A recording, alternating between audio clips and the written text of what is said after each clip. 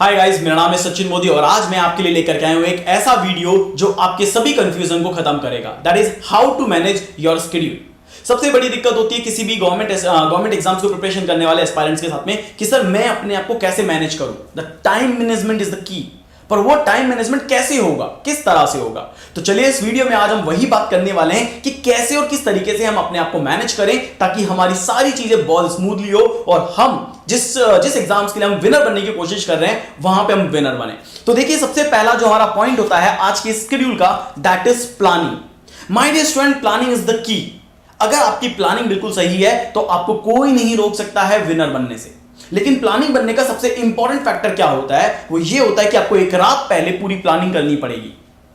अगर आप मैथ्स में कमजोर हैं, अगर आप रीजनिंग में कमजोर हैं, अगर आप इंग्लिश में कमजोर हैं, या किसी भी गवर्नमेंट एग्जाम्स की आप तैयारी कर रहे हैं, चाहे वो आईएएस का एग्जाम ही क्यों ना हो, अगर आप किसी भी गवर्नमेंट एग्जाम्स की तैयारी कर रहे हैं तो आपको अगले दिन का शेड्यूल आपके पास एक दिन पहले होना चाहिए कि आप कल ये काम करने वाले हैं। सोचिए, आप एक बार खुद से आप सोचिए अपने बचपन में जब आपकी मम्मी आपके पापा आपसे कहते थे कि कल नानी के घर जाना है तो सुबह जल्दी उठ जाना, तो आप सब हमेशा जल्दी उठ जाते थे। क्यों? क्योंकि आपके दिमाग के अंदर वो चीज सेट हो जाती थी कल नानी के घर जाना है। So friends, the same thought हम यहां पे अप्लाई करेंगे। अपनी रोजाना की प्लानिंग हम एक रात पहले बनाएंगे। अगर मैं मैथ्स में कमजोर हूं तो मैं उस टॉपिक का नाम लिखूंगा और उससे रिलेटेड सारा डेटा एक रात पहले ही इकट्ठा कर लूंगा, ठीक है? ताकि मैं क्या करूंगा, जब अगले दिन सुबह मैं उठूंगा तो मुझे पता होगा कि ना तो मुझे डेटा सर्च करना है, ना मुझे किसी तरह कंफ्यूजन है कि मुझे क्या पढ़ना है, मेरे पास सब कुछ होगा। और उसके लिए सबसे इंपॉर्टेंट पॉइंट क्या होता है कि मेरा फिक्स टाइम स्टडी। तो क्या होगा जब एक रात पहले आप अपना टाइम टेबल बनाएंगे तो आपके लिए सब कुछ होगा। क्या होगा? कंप्लीट डे होगा एक प्रॉपर ऑर्डर में। आपको ये काम इतने बजे करना है, ये काम इतने बजे करना है और ये काम आपको इतने बजे करना है। ये टॉपिक आपको पढ़ना है, इससे रिलेटेड डेटा आपने पहले इकट्ठा कर लिया, ये आपका स्ट्रॉन्ग टॉपिक है, ये आपको यहां पे देखना है, यहां पे मॉक लगाना है। तो वो टाइम का ऑर्डर जो है वो कंफ्यूजन ही खत्म हो जाएगा। सेकंड थिंग, जो कंफ्यूजन की बात है वो बिल्कुल खत्म है। आज इसके आगे इसको आपको एक हैबिट बनानी पड़ेगी। रोज रात को अपना प्लान बनाओ, अगले दिन के लिए सारा डेटा पहले कलेक्ट करके एक जगह पे रख दो ताकि जब आप अगले दिन आओ तो केवल चौके छक्के की बौछार हो। उस वक्त आपके दिमाग में ये कंफ्यूजन ना हो, ये कंटेंट मुझे ढूंढ के लाना है तब मैं पढ़ूंगा, ये किताब मुझे खरीद के लानी है तब मैं पढ़ूंगा, ये नहीं होना चाहिए। इंक्रीज कंसंट्रेशन पावर कैसे? कि जब आपका टाइम का शेड्यूल फिक्स हो जाएगा कि आपको रोजाना सुबह 5 बजे उठना है तो आपका कंसंट्रेशन बहुत ज्यादा मजबूत होगा। आपको पता होगा मुझे 8 बजे उठना है, मुझे ये चीजें पढ़नी है। और रोज अगर आप 8 बजे पढ़ते हैं रात को या सुबह 8 बजे आप पढ़ते हैं, तो अगर आप 2, 3, 4, 5 दिन पढ़ने लग जाएंगे तो आपका ये कंसंट्रेशन इंक्रीज होगा अपने आप। धीरे धीरे इंक्रीज होना स्टार्ट हो जाएगा और ये आपकी एफिशिएंसी को और आपकी स्पीड को भी बढ़ाएगा, क्योंकि आपके हार्ट को भी और आपके दिमाग को भी ये पता होगा कि रोजाना 8 बजे मुझे पढ़ना है। आपका सब्जेक्ट, आपका कंटेंट एक रात पहले डिसाइडेड हो चुका है तो आपको दिक्कत नहीं होगी। तो आपको क्या करना पड़ेगा, जब आप प्लान बना रहे हो तो प्लान आप इस तरह से बनाओ कि आपको ये पता होना चाहिए कि कब आपको क्या पढ़ना है, कितने बजे पढ़ना है। तो इससे क्या होगा, आपके दिमाग में किसी तरह कंफ्यूजन नहीं आएगा और आपकी एफिशिएंसी बढ़ेगी। तो दूसरा पॉइंट जरूर दिमाग में रखें।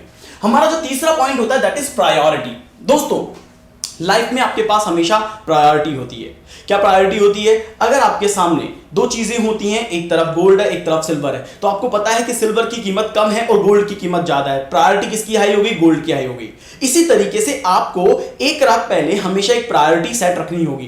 प्रायोरिटी कैसे सेट रखनी होगी? आपको हमेशा जिसकी प्रायोरिटी सबसे हाई है वो टॉप पे होना चाहिए और जिसकी प्रायोरिटी बहुत कम है उसको सबसे बॉटम में होना चाहिए। यानी ये आपको अपने दिमाग में रखना पड़ेगा।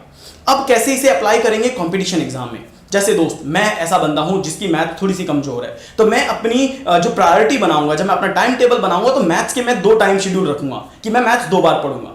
मेरा रीजनिंग बहुत स्ट्रांग है तो मुझे पता है कि रीजनिंग में मुझे कम पढ़ने के बावजूद भी मैं अच्छा स्कोर कर सकता हूं, तो मैं रीजनिंग को केवल 1 घंटा दूंगा या एक ही स्लॉट दूंगा। तो मेरी प्रायोरिटी में मैथ्स ऊपर है, इसके बाद मेरा इंग्लिश आ रहा है, फिर मेरा जीए आ रहा है, फिर मेरा रीजनिंग आ रहा है। तो प्रायोरिटी शुड बी फिक्स। आपकी प्रायोरिटी फिक्स होनी चाहिए कि भाई मुझे ये टॉपिक करना है और इतने टाइम पे करना है और इसके नंबर ऑफ क्वेश्चन इतने सारे करने होंगे। तो priority should be high. Priority को आप कैसे सेट कर सकते हैं? How much time it takes.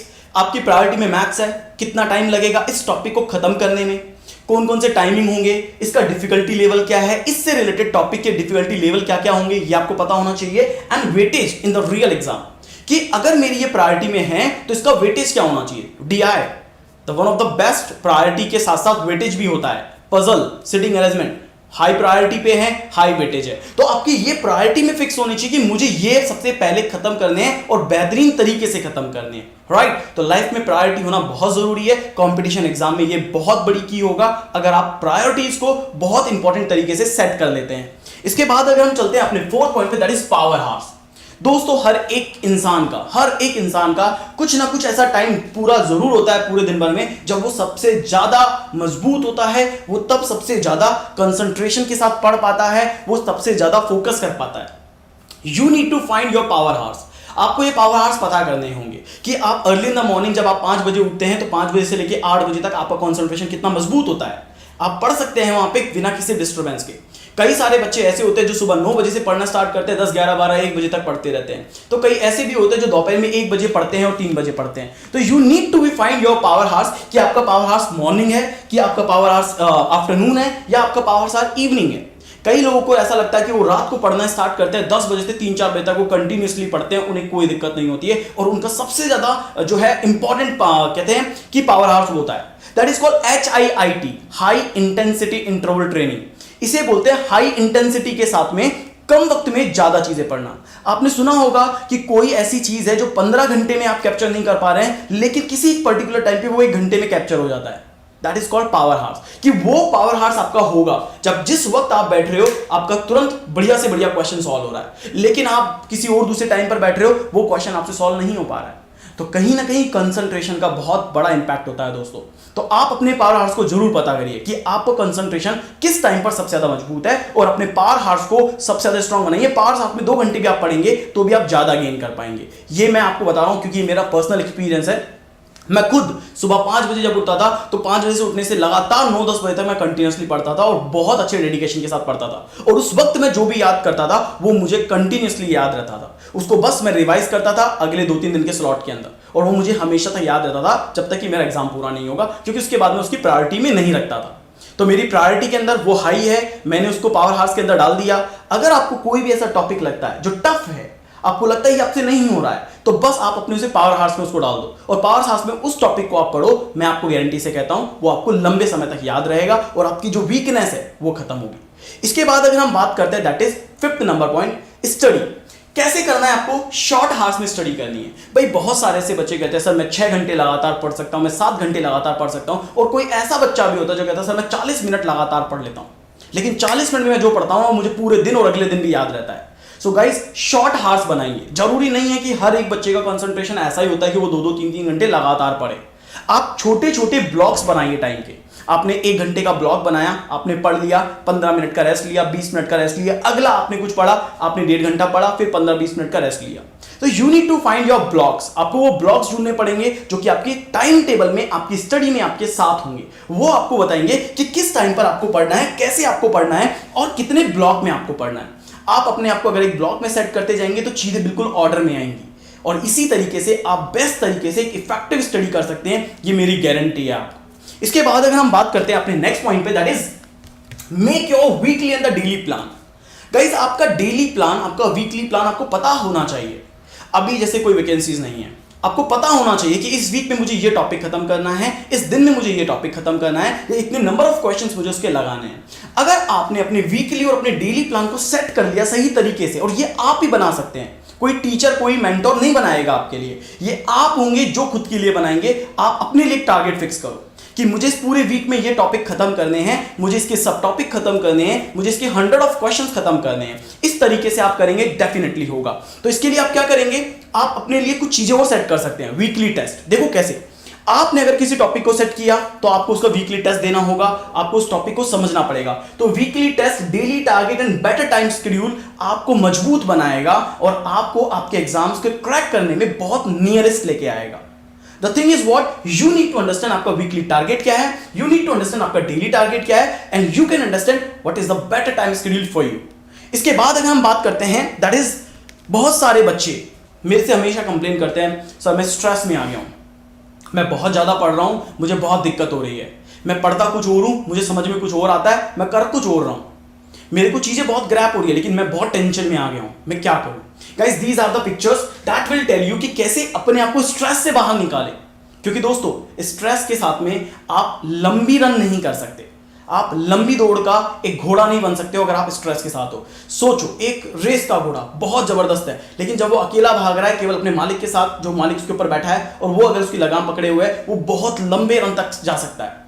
लेकिन अगर उसी घोड़े के ऊपर आप बहुत सारा सामान लाद दोगे, बहुत सारा सामान लाद दोगे, तो हो सकता है पहले वो 10 किलोमीटर जा रहा था, अब वो 2 किलोमीटर में थक जाए और वो बैठ जाए। This is the thing, we are the horse, हम भी हॉर्स हैं। अगर हम अपने आप को स्ट्रेस के वजन के साथ पूरा डाल लेंगे, हो सकता है हम रन नहीं कर पाए, हो सकता है एक वीक के बाद हम अपना सारा की सारा जो कॉन्फिडेंस है वो खत्म कर बैठे।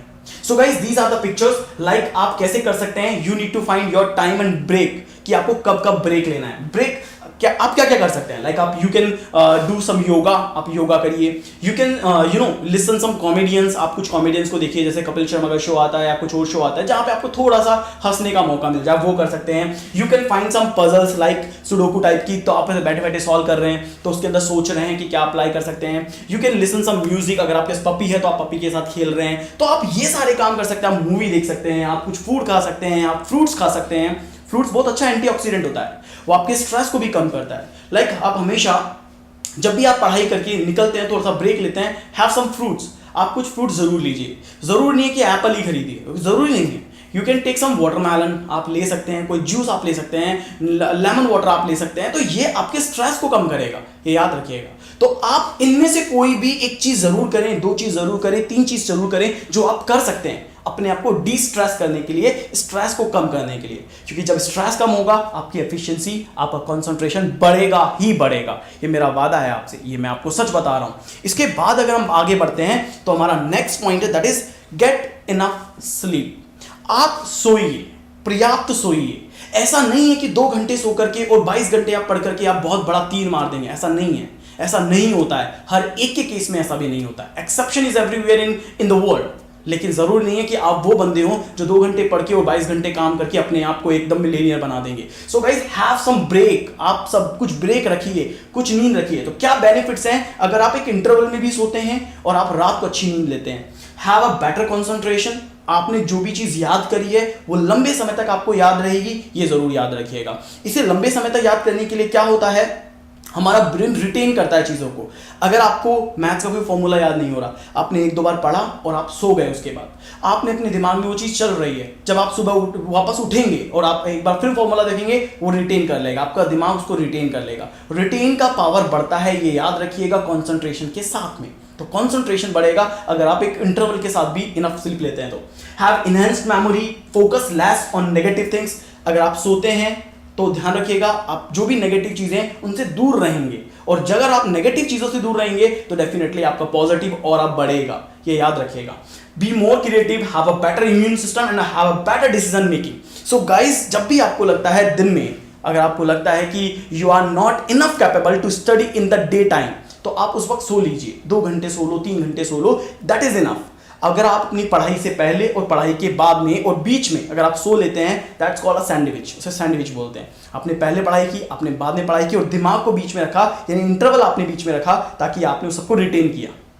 सो याद रखिए गाइस, अगर आपको लगता है कि आप ये सभी चीज़ों को फॉलो कर लेते हैं एक सही तरीके से, और इस टाइम शेड्यूल को अगर आप बना लेते हैं, तो मैं आपको बता दूं, जो टाइम टेबल आप बनाते हैं ना, उस टाइम टेबल को भी आप फोड़ दोगे और शानदार तरीके से पढ़ाई करोगे, और कहीं पर भी कभी भी आपको ये फील नहीं आएगा कि आप कुछ लॉस कर रहे हैं, आप कुछ भूल रहे हैं। This is the better time management, मैं आपको ये गारंटी देता हूं। सो दोस्तों, अगर ये वीडियो आपको अच्छा लगा तो अपने दोस्तों के साथ इस वीडियो को आज जरूर शेयर करें, क्योंकि अगर आज कोई एक वीडियो देखना हो तो ये वीडियो जरूर देखिएगा, इस वीडियो को जरूर शेयर करिएगा। फिर मिलता हूं आपसे नेक्स्ट सेशन में कुछ नई पॉजिटिव वाइब्स के साथ में, कुछ नई इंफॉर्मेशन के साथ में। Thank you so much.